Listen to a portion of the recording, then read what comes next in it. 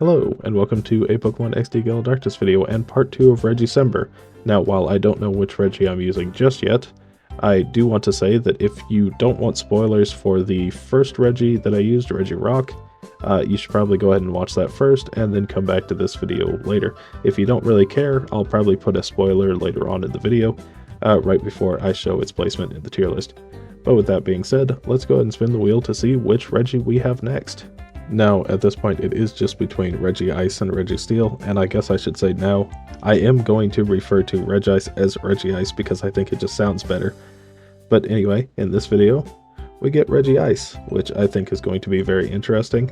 So let's go ahead and go over its stats and move pool. Regice has 80 HP, 50 attack, 100 defense, 100 special attack, 200 special defense, and 50 speed, making it extremely bulky on the special defense side, as well as having a solid defense stat of 100 as well. It hits very hard with 100 special attack, but it doesn't really have that great of a speed or attack stat, so that could definitely be an issue for it. But it's really not lacking that many options in the special attack department because it gets access to ice and electric type moves, as well as fighting, rock, normal, and even earthquake if I wanted something to deal with fire types. Now, I do think that Regice has a huge advantage over Regirock, and that's that it's using Icy Wind, which is a spread ice type move that on top of dealing decent damage also lowers the opponent's speed by one stage, which should help to allow Regice to outspeed opponents that it wouldn't normally be able to. Of course, this does take a turn to set up, but if it does, I think it could be very powerful. But anyway, let's go ahead and move on to our Regice in particular, who has a hardy nature, which is a neutral nature, though I guess that's fine for Regice because its stats are already really good as it is. It gets access to the Clear Body ability, which prevents stat reductions from things like Intimidate, and it gets Icy Wind and Explosion by level 10. So with that, we go ahead and move on, and the first thing I'm going to do is pick up the move Seismic Toss, because not everything is weak to Icy Wind, and I need some neutral damage occasionally. So with that, we move on to the Old Man with no real struggle in between, and we can see just how powerful Icy Wind is. Now, Abra is a great example because on that turn it was able to outspeed me, but just after one speed drop, now Regice outspeeds it. So while it's not going to get one-hit KOs all that often, it sets Pokemon up to be taken down on the following turn without Regice taking any damage in return on that following turn. Okay, I don't think I explained myself very well, but basically what I'm trying to say is it lowers the speed stat and it's really nice for Regice. Anyway, now moving on to the battle against the Power Rangers, and today I decided to fight Brown because I have super effective damage against both of his Pokemon, and because I really didn't want to waste time taking down every single one of the grass types that the green trainer has. So of course Brown is the next best option, and Icy Wind does over half to Baltoy, and because the speed is lowered, I outspeed it and take it down. So now inside the Cypher base at level 17, I get the move Curse, and then I go into the battle against Lavrina. She leads with a Love Disc and a Beautifly, and I guess small spoiler here, but Regirock did have a little bit of issue with this fight, and the thing is that both these Pokemon outspeed it. However, in this battle, Icy Wind is able to lower Love Disc's speed far enough to where Regice can outspeed it, and so I'm not taking nearly as much damage as I was before, as well as I'm doing constant damage to it. So eventually I will be able to just take it out. However, there is one big problem with this fight, and that is actually Delcatty and Leech Seed. Leech Seed does a ton of damage to me, and Delcatty is a very strong Pokemon. And so even though I'm able to hit it with an Icy Wind, it's doing half. Okay, well, you know what? If that's the case, let me go ahead and level up to level 25 to get Superpower, and I'll just go into the battle once again. Now, while I don't think Superpower is going to one-shot the Delcatty, I do think that with just a little bit of damage from Icy Wind, it should be able to take it down. So, just like before, this time I don't get the crit on the Beautifly, but I do take it down after just a couple hits. Love Disc really doesn't do any damage to me, and Roselia gets taken down to yellow. It is able to set up Leech Seed again, which is a bit unfortunate. I go for another Icy Wind to finish it off, and then she sends out the Delcatty once again. But this time I do have Superpower, so I go for another Icy Wind. Hopefully lower its speed far enough down to where I outspeed it. And Love Disc is actually getting very close to taken down as well. Leech Seed takes me down to 20, I go for Superpower, I outspeed, take down the Delcatty, and then all that's left is the Love Disc, which really can't do much to me, so I take it down with Seismic Toss, and we move on. Now, of course, you can't have a Pokemon XD Gale Darkness video, especially one this festive, without the obligatory Mirror B. Well, how are you doing, Mirror B? Well, it's always good to hear from you.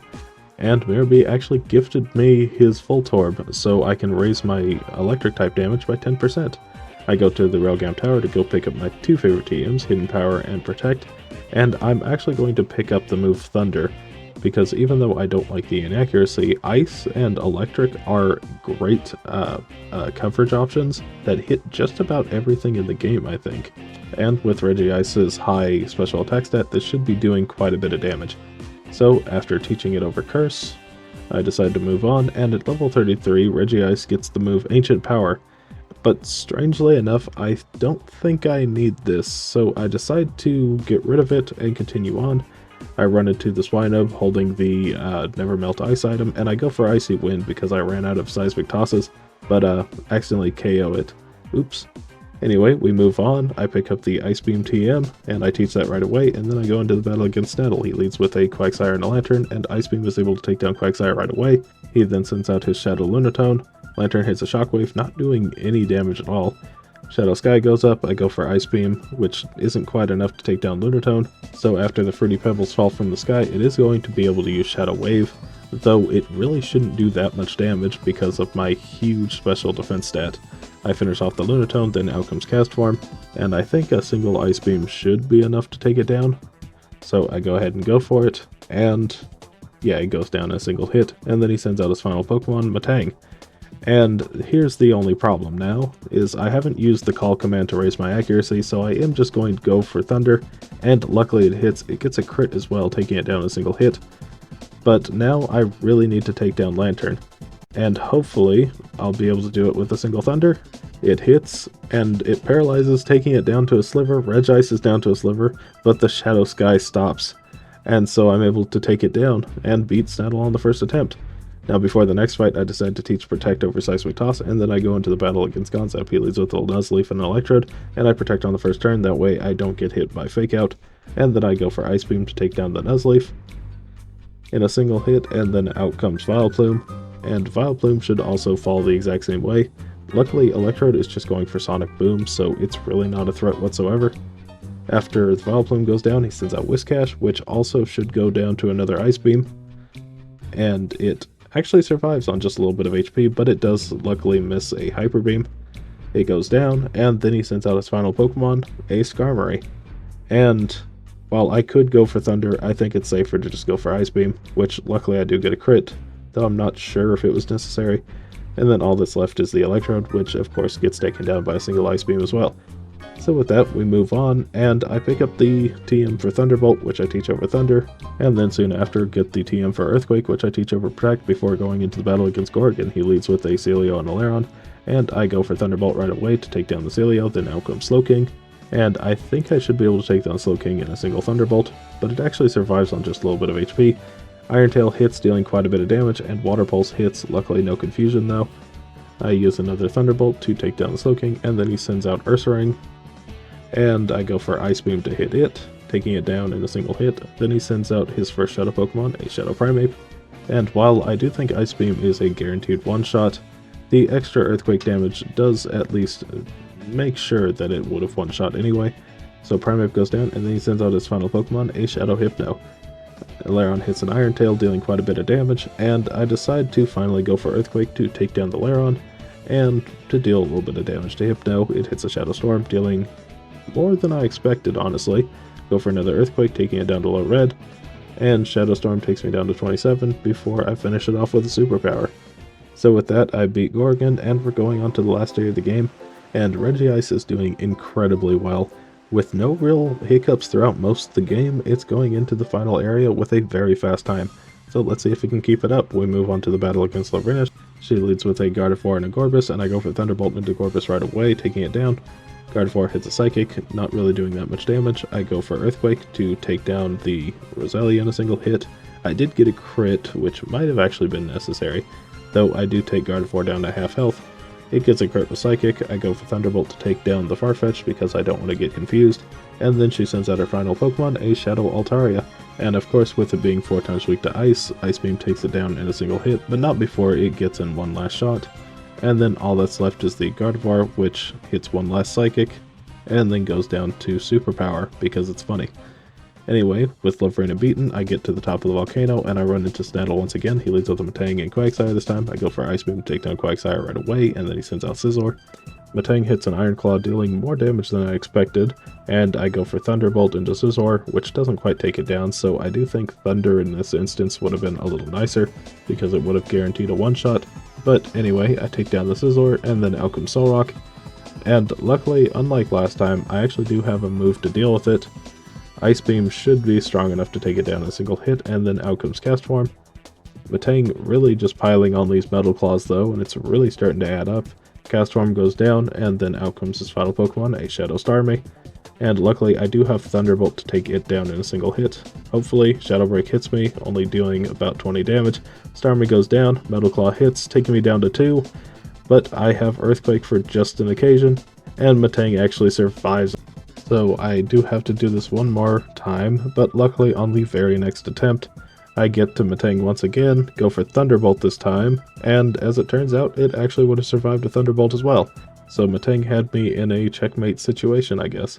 Anyway, now moving on to Ardos, he leads with a Shadow Swallow and Alakazam, and because Alakazam has such a high special defense, I decide to go ahead and go for Earthquake, which unfortunately isn't quite strong enough to take down Alakazam, though the Shadow Sky does the job for me.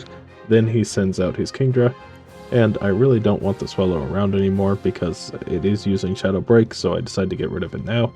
And then he sends out Heracross, and Kingdra is stuck using Double Edge because of my extremely high special defense. And so I decide to go ahead and focus on the Heracross, go for Ice Beam into it, and it survives on just a little bit of HP, hits me with a Brick Break, and Double Edge finishes me off. So I go into the battle once again, and this time I decide to take down Swallow right away. Even though the Fire Punches from Alakazam do have a chance to burn, it's not actually doing all that much damage.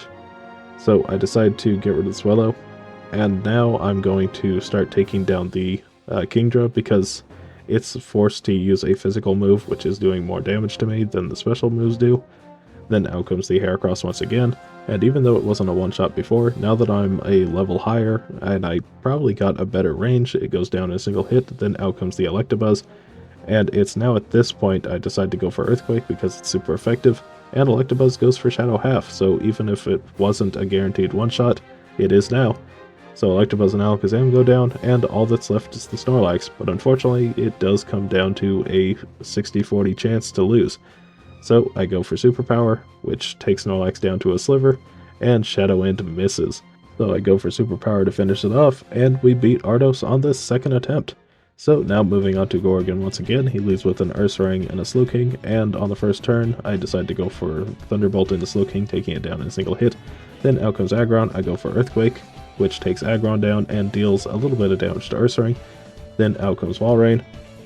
Brick Break from Ursaring does quite a bit of damage, I go for Thunderbolt into the Walrein, taking it down in a single hit.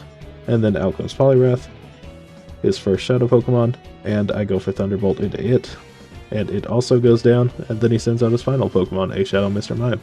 And because Mr. Mime is more of a special attacker, I decide to take down Ursaring this turn with Ice Beam, and a crit Shadow Storm actually kind of scares me. But anyway, I go for Earthquake because it is my best physical move, and it does over half to Mr. Mime, and so one more takes it down, and I beat Gorgon on the first attempt. But before the next battle, I finally go ahead and decide to teach the move Protect over Superpower, and then I go into the battle against Eldis. He leads with a Shadow Manectric and Ninjask, and I go for Ice Beam into the Manectric right away to take it down in a single hit, but it is able to set up Shadow Sky before it goes down, and then out comes Shadow Salamence. Now unfortunately this is going to hit very hard if it does decide to attack, because the Shadow Sky is active, so I go for Protect, because I want to stall out the Shadow Sky for as long as possible, and to scout what the Salamence is actually going to do, but it seems to be all offense this time. So it takes me down to half health, I take it down with an Ice Beam, and then he sends out Flygon. Pretty Pebbles rain down, and I go for another Protect, Silver Wind, and Double Edge from the Flygon. So luckily it's not using Flamethrower this time, though I guess that's understandable because of my high special defense. So I go for an Ice Beam into it, taking it down in a single hit, and then he sends out his Shadow Marowak, which could be a threat, but luckily is weak to ice, so I should be able to take it down in a single hit as well, which it does, and then he sends out his final Pokemon, a Shadow Lapras. And while it is very bulky, Thunderbolt should still do quite a bit to it. Nearly takes it down in a single hit, takes it down to low yellow. And one more Thunderbolt finishes it off, and that just leaves the Ninjask left, which can't survive an Ice Beam or a Thunderbolt, so with one last hit, it goes down, and we beat Eldest on the first attempt, so not too bad. Now moving on to the big box legendary, Shadow Lugia, and I go for Ice Beam right away, but of course it hits me with the Shadow Blast, doing quite a bit of damage. Ice Beam takes it down below half, go for a Protect, and one more Ice Beam does the job, but not before it takes me down to about 2/3.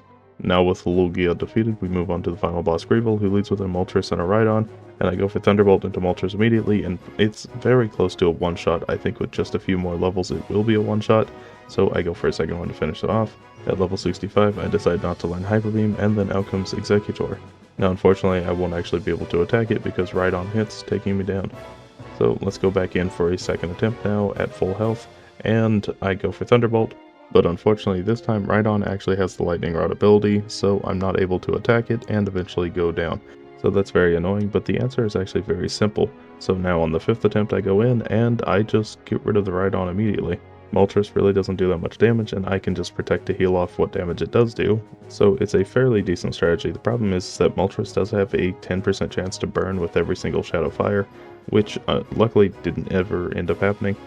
And the other issue is that Tauros is going to set up Shadow Sky this turn, and because I can't outspeed it, I need to get rid of Moltres now because it is dealing more damage because of the Shadow Sky, and every single Pokemon coming after is also going to be doing more damage. He sends out the Shadow Articuno, and while this is usually a big threat, luckily I'm an Ice type, so I don't have to worry about being frozen. And even with the extra damage on Shadow Chill, it's actually still not doing that much damage to me because of my incredible special bulk, so I can go for Thunderbolt, and unfortunately it's not quite a one-shot on Articuno.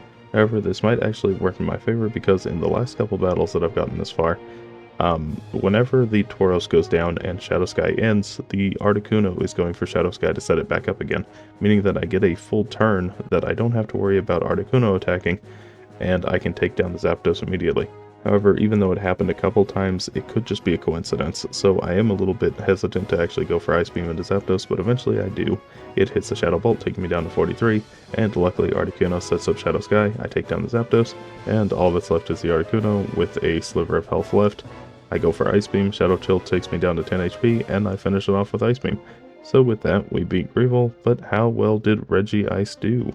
Well, it beat the game at a time of 7 hours, 48 minutes, and 48 seconds at level 72, and fainted 15 times throughout the game, 8 of those to bosses and 7 of those to random trainers. And I think overall, Regice did incredibly well, really only having issues with Lavrina right at the beginning, and Greevil at the end, but I do think that I could have shaved off a couple of attempts if I was 100% certain that Articuno was going to use Shadow Sky.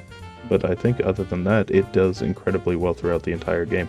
So let's go ahead and go over what was good about it and what was bad about it. First off, the Ice type offensively, just very nice, and starting out with Icy Wind that can do damage to both opponents and lower their speed, and it's also a stab option. It's all very nice. And on top of that, Regice has a huge 200 base special defense and 100 base defense, which definitely helps with its weaknesses, which are abundant. Just like Regirock, the Ice type has a ton of weaknesses that are easily exploitable, and unfortunately, unlike the Rock type, it doesn't really have any resistances other than to itself, so it really does just have to get by with mostly neutral damage hitting it, but it ends up being fine because of its really high defenses. And then there's its 100 base special attack with electric and ice type coverage that really just deals with just about everything, and even though its attack stat is really low, it does get some high base power attacking moves like Earthquake and Superpower that kind of make up for the fact that it's really weak. So I think overall, Regice is extremely powerful, with its only real flaw being the fact that it's got 50 base speed, so it finds itself in the S tier. So if you did enjoy this video, consider liking and subscribing. If you have any Pokemon suggestions, please put them down below. Thank you so much for watching, and bye!